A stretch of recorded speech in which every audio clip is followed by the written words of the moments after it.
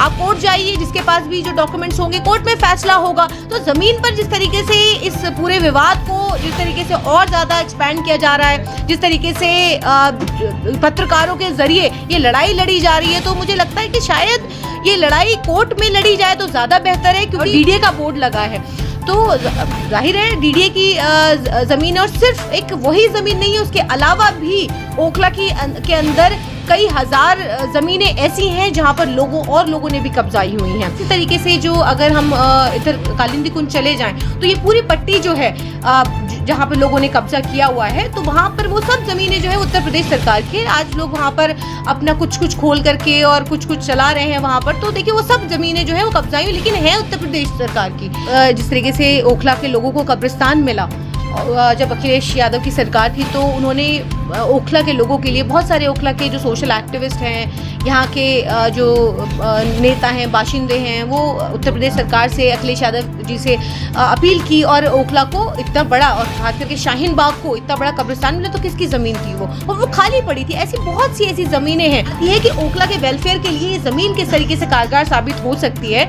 यहाँ पे ओखला के लोगों को किस तरीके से पार्क मिल सकता है, किस तरीके से कोई अस्पताल मिल सकता है।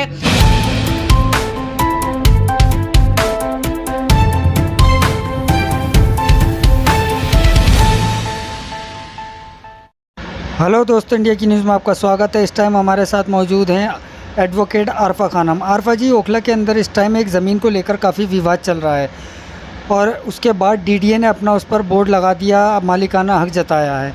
ओखला में इस तरीके की कई ज़मीनें और भी हैं, आपकी नज़र में होंगी, तो क्या कहना चाहेंगी, इन ज़मीनों का आखिर होना क्या चाहिए? देखिए, सबसे पहले तो सब्र का शोर खामोशी से होता है। सब्र का शोर सिर्फ अल्लाह को सुनाई देता है, उसके सिवा किसी को सुनाई नहीं देता। देखिए, जिस तरीके से मैं लगातार देख रही हूँ कि सोशल मीडिया के द्वारा जैसा मुझे मालूम चला है कि जो ज़मीन है ओखला की, जिस पर ये सारा विवाद है, और लगभग 6000 से ज़्यादा ज़मीन ये बताई जा रही है, और अलग अलग लोग इस पर अपना अपना दावा ठोक रहे हैं। ये कह रहे हैं कि कोई कह रहा है कि ये हमारी ज़मीन है, कोई खाली कराने की बात कर रहा है, डीडीए अलग अपना बोर्ड लगा रहा है, और ये कह रहा है कि हमारा मालिकाना हक है।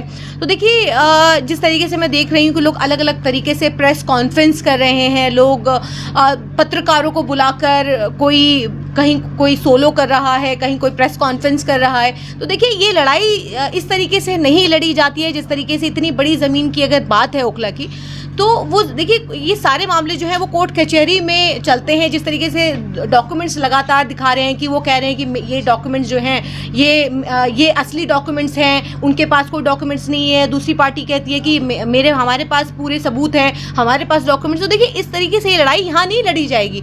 देखिए, कानून जब है तो कानून के तहत जो भी, जिसके पास भी जो डॉक्यूमेंट्स है, कानून तय करेगा। आप कोर्ट जाइए, जिसके पास भी जो डॉक्यूमेंट्स होंगे कोर्ट में फैसला होगा। तो ज़मीन पर जिस तरीके से इस पूरे विवाद को जिस तरीके से और ज़्यादा एक्सपैंड किया जा रहा है, जिस तरीके से पत्रकारों के जरिए ये लड़ाई लड़ी जा रही है, तो मुझे लगता है कि शायद ये लड़ाई कोर्ट में लड़ी जाए तो ज़्यादा बेहतर है, क्योंकि वो ज़मीन जो है, जिस तरीके से वहाँ पे बोर्ड लगा है, और डीडीए का बोर्ड लगा है, तो जाहिर है डीडीए की ज़मीन, और सिर्फ एक वही ज़मीन नहीं है, उसके अलावा भी ओखला के अंदर कई हजार ज़मीनें ऐसी हैं जहां पर लोगों ने भी कब्जाई हुई हैं।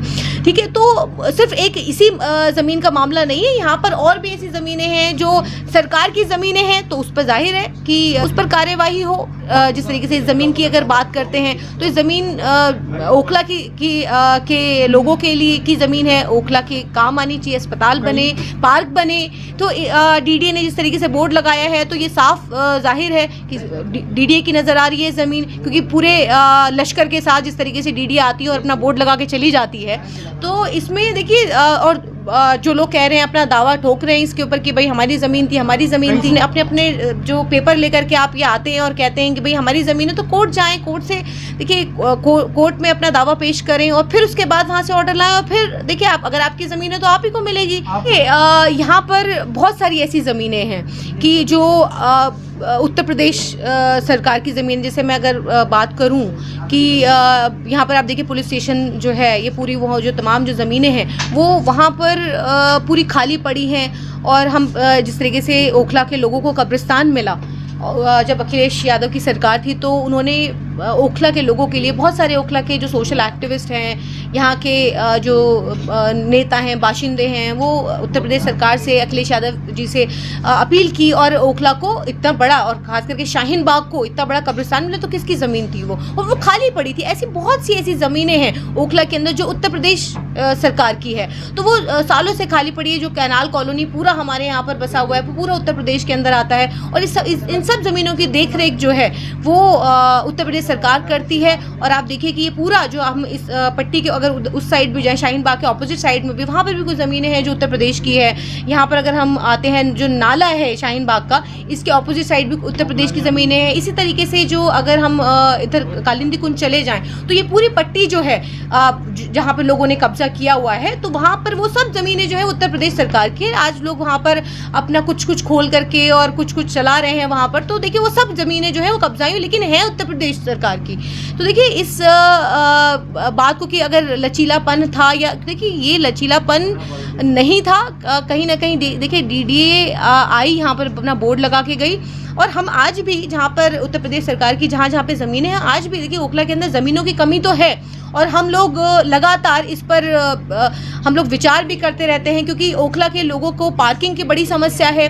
यहाँ पर अगर हम बात करें कि यहाँ पे कूड़ा घर नहीं है, जिस तरीके से हम देख रहे हैं कि अलशिफा के सामने देख लीजिए, चाहे हम इधर 8 नंबर ठोकर की बात अगर हम करें, तो यहाँ पर किस तरीके से बाहर कूड़ेदान जो जिस तरीके से बनना चाहिए था, तो उस वो जगह चाहिए। अस्पताल यहाँ पर बड़े नहीं है। स्कूल्स जो अगर हम बात करें, नगर निगम के स्कूल की जगह, यहाँ पर जगह काफ़ी है, लेकिन उस जगह को लाने के लिए जिस तरीके की मशक्क़त करनी है, किससे फाइट करनी है, गवर्नमेंट की ज़मीनें हैं, वो किस तरीके से हम ओखला को दिला सकते हैं। ये काफ़ी बड़ी, आपने कहा कि काफ़ी बड़ी जगह है और कई सौ करोड़ की जगह है। बात यहाँ पे कई सौ करोड़ की नहीं है, बात यह है कि ओखला के वेलफेयर के लिए ये ज़मीन किस तरीके से कारगर साबित हो सकती है। यहाँ पे ओखला के लोगों को किस तरीके से पार्क मिल सकता है, किस तरीके से कोई अस्पताल मिल सकता है।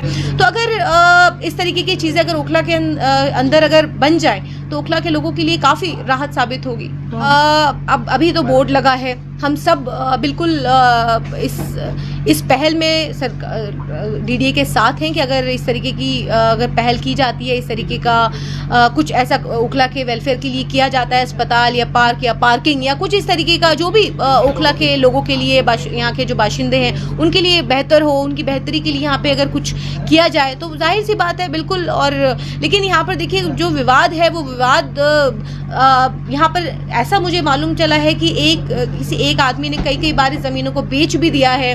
तो ये सारी चीज़ें जो हैं इतनी जल्दी, इतना आसान नहीं है, क्योंकि जिन्होंने ख़रीदी हैं और कई लोगों को ख़रीदी हैं, तो वो भी इसके अंदर जो है पार्टी बनेंगे। अब देखिए, अब ये मामला कोर्ट के अंदर है और कोर्ट के अंदर जाता है, तो किस तरीके से, कब तक ये ज़मीन फ्री होगी, किस तरीके से होगी।